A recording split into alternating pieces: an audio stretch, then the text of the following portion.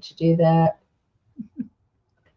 All right. Welcome, everybody. Welcome to the Leader Transition Institute's November 2025 Learn, Do, Grow, Repeat. I'm Annie Brock. I'm a former Army paratrooper and medevac helicopter pilot. I love to talk about team building, communication, and leadership. And I'm the president and CEO of the Leader Transition Institute. Today, Theresa Bodnar and I are here to talk about something we all deal with, even the people who look like they have it all figured out, and that's limiting beliefs. Theresa, welcome to StreamYard. Would you please introduce yourself to our audience? Absolutely. Thank you, Annie. Hi, everybody. My name is Theresa Bodnar, and I'm a retired Army colonel turned LTI training facilitator for changing focus and a positive psychology educator. I'll tell you, in my 24 years with the Army, I've had to practice letting go of limiting beliefs and creating a new story for myself in order to be the best leader for my soldiers and also reach my full potential. So I've learned that the narratives we tell ourselves are sometimes our biggest areas or barriers to growth. And I'm just excited with you to share some of the strategies that have helped me. And yeah, Annie, let's go. This is exciting. Okay, so let's rock and roll. So tell me about how limiting beliefs have worked for you. Do they just like show up, or do they creep into your life quietly? My limiting beliefs show up by actually how I'm feeling. So I know when I'm having a limiting belief is when I feel bad just about myself, or like I'm nervous, or just not sure. I can feel it in my body. And that lets me know that I maybe need to check what my limiting beliefs are. And so it's just a reminder to go and do that. Awesome. Well, I love that, because today we're going to help you notice them, challenge them, and rewrite the ones that aren't serving who you're becoming, because that's part of what Theresa and I want to do today. So I want you to drop a quick, I'm here from wherever in the chat so that you tell us where you're joining from. And Theresa, I want you to just take a few minutes, if you would, to talk about, what are limiting beliefs? So in short, how I would describe limiting beliefs are the beliefs about yourself that limit you from becoming the person that you're meant to be. So they impact how you show up in the world. They impact how you feel about yourself, the confidence that you have in your abilities, the actions that you take moving forward in your life, just living your life in general, but also maybe what you dream about for yourself in the future. So they really impact you at a really deep level, and how you show up in the world, what you do, and what you believe your potential in is who you're becoming. So really important stuff. And so how do we get them? How do limiting beliefs just, where do they come from in our lives? Limiting beliefs come from old stories that you tell yourself about yourself, right? So they can come from maybe some past experiences that have kind of hamstrung you. Do you think that they come from other people? Do we inherit them? From other people? Yeah. So, I mean, we're definitely impacted by our environment. They can come from, not only yourself, but like I said, from other people. So it could be sourced in like, even as early as your childhood, maybe some criticism from the people in your life that were most important to you, your parents, friends, your teachers. It starts at a very young age, and people tend to really shape when you're younger how you believe about yourself. And when that's cultivated at a young level, we don't at the time have the ability to really think about those messages that are being put on us. We kind of accept it as truth without really thinking about, hey, is this real? Is it accurate? Is it true for me? Is this really something that is true? You don't question it when you're a younger age. And so now as you move forward and you're older, you have the mental capacity to actually look at those thoughts. And so I think though, even though as we get older, these limiting beliefs sometimes they just sound reasonable.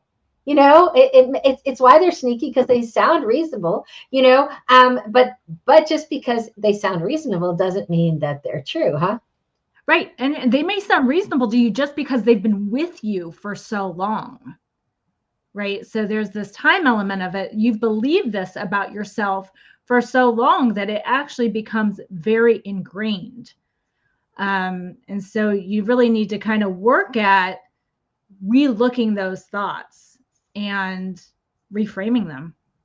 So I'm gonna ask you, if you're watching this, whether you're watching us live or whether you're watching later in the recording, because I get messages from when people put a comment on the recordings, and so I'm curious. And Theresa, I'd love to hear you hear the answer from you, and I'll share my answer too. But if you're watching this, I want you to put in the comments, what's one limiting belief that you've heard people say, either that they've said to you, or that you've heard people say, about other people. So for me, I can remember when I was growing up, there were things that I wanted to do that my parents would say, well, people like us don't do that. And if I made any money, well, it needs to go right in the bank because we just save our money. And those were things that held me back. Can you remember, Theresa? Is there something that you've heard from other people, or what's the earliest limiting belief that you've ever heard from, for yourself? Annie, that's a really good question. I guess I don't remember I can't say that there's really a source that I remember, but I remember just at a very young age feeling like I wasn't good enough for X. And you can fill in the blank with anything. But I think what that's done for me over time is, in one way, it makes me work harder at anything that I'm trying to do in my life. Like, so I'm one of those people, I put everything in to what I'm doing so that I can meet my own expectation and be, good for whatever I'm doing. But it also really hurts my confidence at sometimes too. So it's really like a double-edged sword. And I just think that's a message. Like I said, I can't tell you an exact moment when that happened, but I remember that being just something that's stuck with me for a really long time, that I've had to routinely look at and counteract. Awesome. Well, nobody put anything in the chat. That's okay. People do and people don't. It's not, there's no right or wrong. So I want to just reiterate what you already said, in case people logged on a little bit late. And that is that limiting beliefs can come from three main places. Number one, early experiences. It's like something told us something once and it stuck. Past failures, we did something and it didn't work out well, and we decided that meant forever. In comparison, and social media in today's world, social media is an amazing place to collect all the wrong information about ourselves, because we are too short, we're too tall, we're too skinny, we're too fat, we're too this, we're too that, we live in the wrong place. We don't have the right training. It's all out there. Yeah, Annie, I totally agree with you that you're getting it from all angles. If comparison were a sport, most of us would be Olympic level by now. So somebody put in the chat here, and I'm going to put it up on the screen here, an early limiting belief that you'll never get out of the projects and you don't deserve to even consider leaving the projects. Yeah, people, I know people, I've heard from people that they have been told by their family members that this is where we live. And that there's nothing that you can do to get out of here. You're stuck. But that is very If you look at things that are out there, you can see that's not true. But when we're young and we are believing our elders, Mhm. that's what we take in. And so we have to overcome that. And so let's talk, Theresa, about the scripts that we run in our brain. How do we know that we are running a limiting belief script in our brain? How can we recognize that? Yeah, so Annie, I think I mentioned earlier, like for me, when I recognize it is when I start feeling something that's negative. And then I'm taking the time to really think about or look at the thought that is creating that feeling, because our thoughts impact how we feel, and then in turn, our feelings impact how we behave and how we act. So for me, the first inclination that maybe I'm having a limiting belief is that I'm having one of those negative thoughts or feelings, whether it be sadness, insecurity, anger. And it really just reminds me to stop and take a minute to look at what could be happening in my mind at this moment.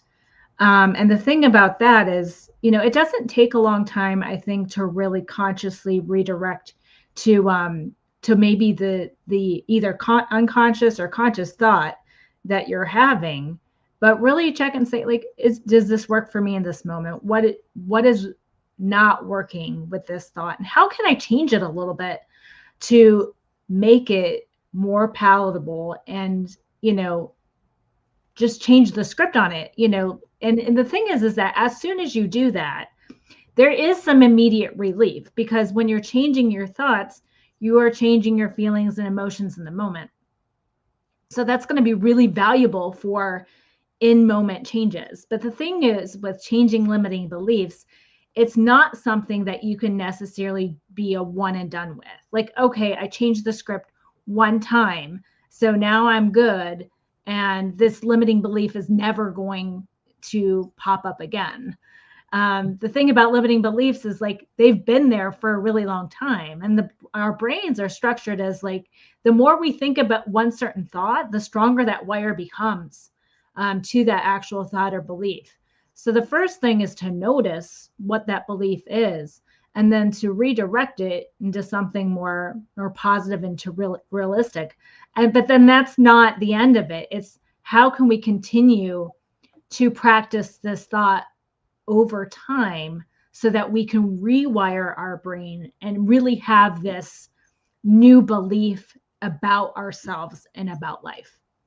So it Yeah. takes consistent practice over time. I agree. That's been my experience. Alex, from Ohio, thanks for being on. He says that a limited belief that he's heard is that you should have to or want to do what you're good at just because you're good at it. But just because you're good at it doesn't mean you love it. And so we get into this thing, and just because you love something doesn't mean that you're good at it. And so to assume that since you're good at it, and maybe for people who are leaving the military, very often in their transition, as they're looking for their trying to decide what to do next in their life, people ask them, well, what have you done this whole time that you've been in the military, whether that's 3 years or 25 years? And they tell them, and they'll say, well, this is how you can do that in civilian life. And the thing is, maybe you don't want to do it in your civilian life. So that's a limiting belief that other people have for us, and Yeah. I think that's one of the challenges too, is not only do we have to deal with the limiting beliefs that we have for ourselves, we have to work through the limiting beliefs that other people have for us. I mean, and Alex, thank you so much for putting that example out there. Like when Annie read that, I really felt it. And I can just tell you, spending 24 years in the Army, I was really good at my job. If I was promoted to colonel, I must have been doing something right, but I didn't love my job. And I didn't necessarily feel like what I was doing was really what I was meant to be doing. And having gone through this transition of retirement and going into something new in my next chapter, I could have easily gotten a government job, doing something similar to what I'd done in the past, making, good money, not worrying about life, just doing with what was comfortable and what I'm good at, or what I was good at in the Army. But moving forward, when I retired, I knew that I wasn't going to be doing that same thing. That's not really what was on my heart, even though I was good at it. I'd much rather talk about positive psychology and mindset and well being and resilience. Things that I was attracted to while I was in service that I learned a little bit about but really wasn't able to practice other than through example. But now I have the opportunity to be on LinkedIn Lives like this, to do training through LTI, write workbooks. I'm doing all these things now that I love, that I don't have a lot of experience with. And Annie and I were talking, it's like, this is my first LinkedIn Live. I kind of had a limiting belief that I couldn't do something like this. So here I am trying it out. And I just know, like, I feel so energized right now. I'm so happy that I get the opportunity to do this. And if I would have stayed with that limiting belief, if I have to stick to what I'm good at and not try something new, I wouldn't be here today. So this is just that's a And wonderful example. so for me, there are three questions I ask myself when I'm looking at a limiting belief. The first thing I ask is it objectively true? And that's a yes or no question. It's really simple. The second question is it true all the time? Again, very simple, yes or no. And three, is it helping me grow into who I'm becoming? And if what I'm telling myself fails those questions, then it's something that's not serving me. So what about Theresa? Let's go through how we can, overcome a limiting belief. Say a lot of people, particularly this time of year, are thinking about health. Because they've gone through a whole year and they didn't accomplish what they wanted to do health wise, and so they see the new year starting, and this is a new time, fresh slate ahead. My philosophy is tomorrow is the day for the fresh slate, not not January 1st. My question is always, why are you waiting? But let's talk about the importance of good health in moving past limiting beliefs, because I think they're intertwined. Physical health and mental health are intertwined in overcoming our limiting beliefs. It's all intertwined. Mental, physical, emotional, spiritual, it all impacts our ability to show up as our best self. And I think being healthy is really the baseline. And what does it mean to be healthy? Is it eating correctly? Is it getting enough sleep? Is it having positive thoughts about myself? Is it, being in spaces that light me up? There are all these things that contribute to what is considered your health. Now let's go with just the healthy, your body healthy, right? Mm-hmm. So what you eat actually impacts how you're feeling. When you are eating bad stuff, and I'll just and that is something that you even put in your mind, like what is considered bad or good, right? But if you're eating unhealthy stuff, that does have an impact on how you are feeling about yourself, how you are maybe thinking about yourself. And one of the things that you can do for yourself, especially through, say, healthy eating, is to make sure that you are eating good food. Like, what is good food? It's not processed food. And how many people really can say that they do that on a very consistent basis? A lot of times in our society, we go with what's easy and simple and accessible. So the thing is, if you want to get healthy with your food, you need to make some changes. And the thing is with change, people think, oh, I need to completely revamp how I'm doing things. And that's not how real change works. It starts with those micro moments and micro changes that you can do for yourself. So if you want to say, I'm going to start off by planning my meals. right? Maybe you're not used to planning your meals, but you're going to start doing that, and you're going to, choose grocery store items that are either organic or fresh in nature. And then at the same time, what you're going to do is look at your pantry, and you're going to get rid of the things, as difficult that might it be, difficult the things that aren't really healthy and good for you.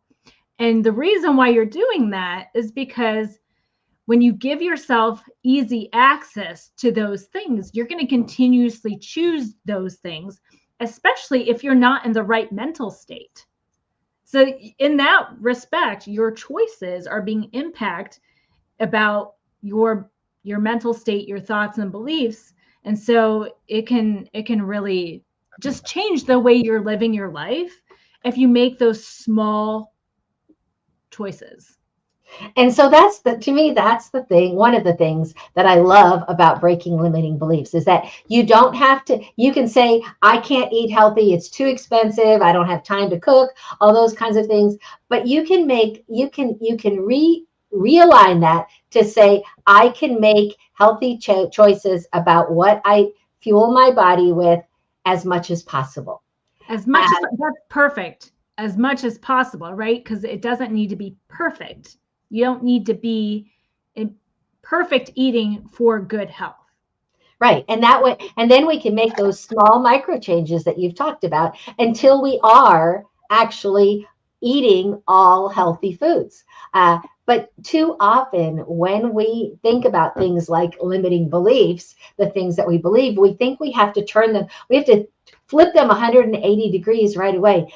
Our brains don't work that way. Our brains change very slowly. And so if we can make those micro changes, then, I think that we can be more successful at overcoming our limiting beliefs. Because as we do this, when we make these changes in what we're thinking and what we're saying to ourselves, we're not trying to lie to ourselves. We are choosing to say to ourselves something that's both empowering and accurate. 100%, Annie. And I think that it's not a matter of flipping the script, right? Because if you're flipping the script, what you're trying to do is attempting to believe something that is diabolically opposite to what you are believing right now.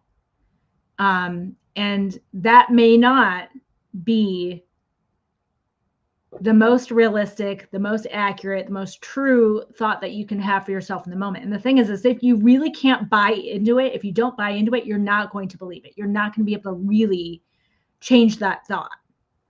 And so you said your little method, mine's find the rat in the room. So rat, realistic, accurate, true. What are you saying to yourself that aren't those things? And what can you change just a small bit about what your thought is to put you in a more positive state and change that limiting belief? Awesome. I was just responding because there's a person, I shouldn't assume it's a guy. That's pretty sexist of me. Duke XE asked if their chat was visible, and I was just responding, yes, it's visible, because you don't know sometimes on these things whether if you put something there, are the people who are speaking going to see it. So yeah, I think we talk about in LTI, we talk about limiting beliefs, we talk about how we talk to ourselves, and that's one of the ways that we reinforce limiting beliefs. We say these things about ourselves to ourselves, and then we just reinforce what it is that we don't want to believe about ourselves. So I have some ideas on how people can do this. For example, one of the things that people might say about themselves is that they are a procrastinator, that they don't get things done on time, that they're always behind on things. And so to me, one of the ways that you can start to change that belief about yourself is if you respond to one email that's overdue today. So then you have taken action. And I think that I think that our brains not only respond to the sound of our voice saying the positive things, that our brains respond to the actions that we take. Annie, that's so true. And I want to say one more thing that's a little bit different from what you just said. Mm-hmm. But I also think the community and people that we surround ourselves with Yes. are also critical with supporting us changing those limiting beliefs about ourselves. Just like we had gone back and said, like some of the limiting beliefs may have come from other people. In that same respect, when we're trying to change a limiting belief, who we surround ourselves with and who is in our supportive community and on board with us is really important. So that's a really intentional thing that we can also focus on as well, is creating that environment where we can be successful in changing that belief. You are spot on. I 100% agree with you, and that is a limiting belief in and of itself. Is that I have heard. I often ask people about when we're talking about this subject, who are the 5 people that you spend the most time with, and then I ask them to ask themselves, are those people going in their lives in a direction or in a way that they would want to go themselves? And that if not, then they need to remove that person from their life, or at least as much of their life as they can. And too often I hear from people, I can't do that. Yeah. And so, so that thought that I can't change who I spend time with is a limiting belief. And I think it is a very important issue, that if you are trying to change your life, change the people you hang around. You're spot on. Thank you for raising that. So it comes down to how we talk to ourselves, how we take care of our bodies, and who we hang around with.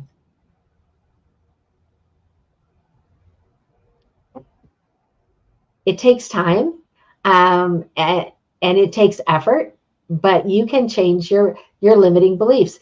We have somebody who just posted, you live up or down to your limiting beliefs, or to your beliefs. Community is so important as well. And the older I get, the more discerning I am of those closest to me. Yeah. I love that. Energy access is currency. Say that again. I said energy access is currency. Oh, I am going to put that in the chat because that is so good. Energy accesses currency. Is currency.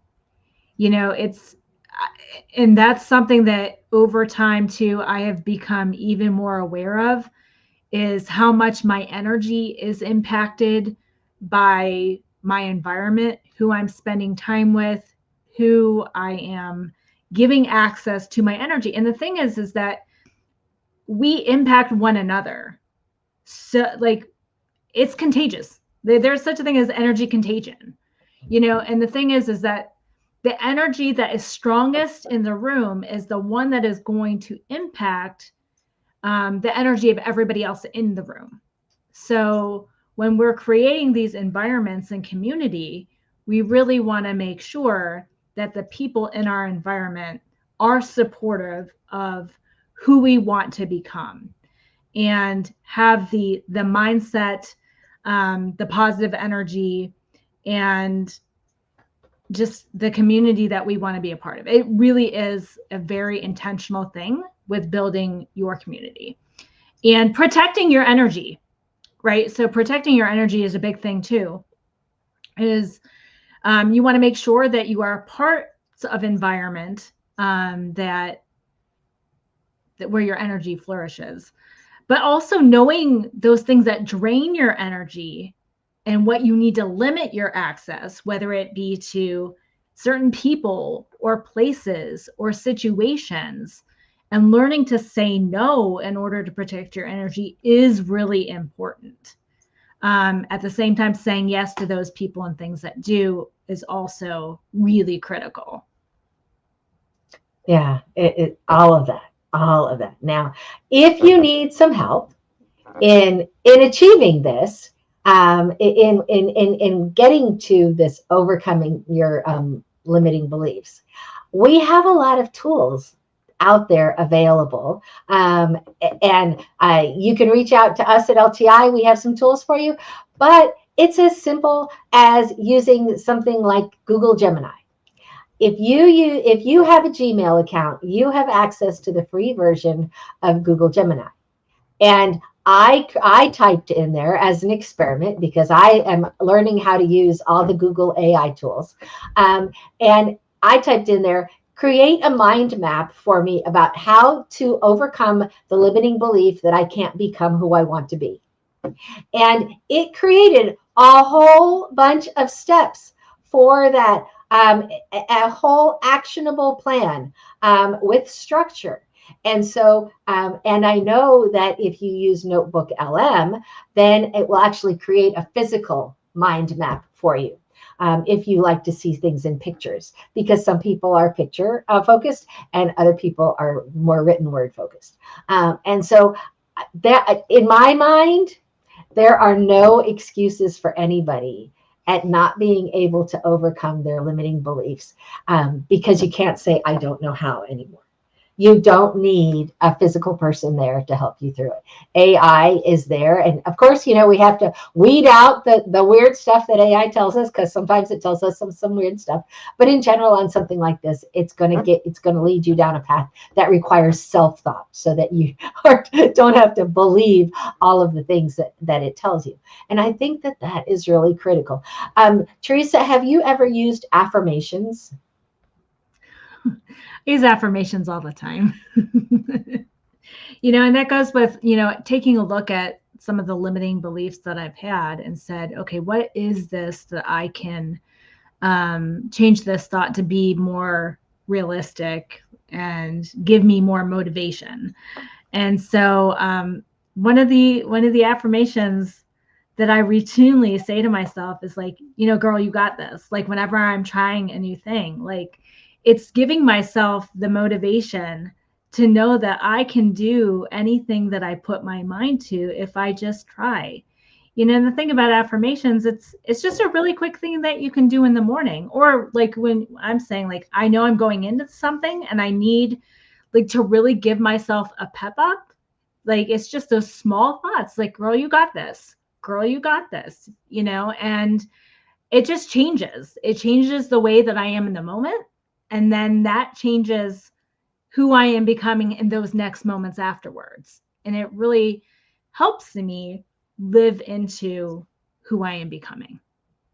Well, awesome. Well, before we go, is there anything that we haven't talked about today that you think that our audience should hear about overcoming limiting beliefs, Theresa? You deserve a beautiful life. You deserve everything that your heart desires. The only thing that really is limiting you is your limiting belief. And so you have the opportunity right now to change those, to recognize them in yourself, to reword and reframe into something that helps you become the best person that you can be and give you the life that you desire. It's simple changes that need to be done consistently over time. And we are here to help you with that. The time is now.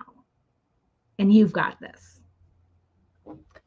Oh, I love that. Thank you so much. So I am going to put into the chat Theresa's LinkedIn, mine and Theresa's LinkedIn. So if we're not already connected with you on LinkedIn, I hope that you will connect with us. And there's one more comment that I just saw come in.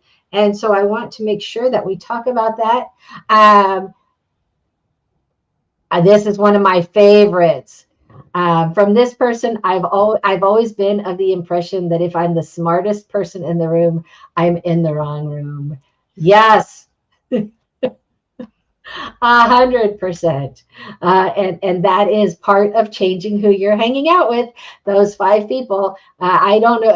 It's been attributed to 16 different people, that quote, that you become the average of the five people that you spend the most time with. But it is the truth. And if you are the smartest person in that group, you might not. Maybe those people aren't bad for you, but they're not helping you grow. And so you need to find another place that you can spend significant time so that you can do that growth piece. Absolutely love that. So thank you, everybody, for being on with us today. We will be, or I will at least be back here again with you on the fourth Tuesday in December.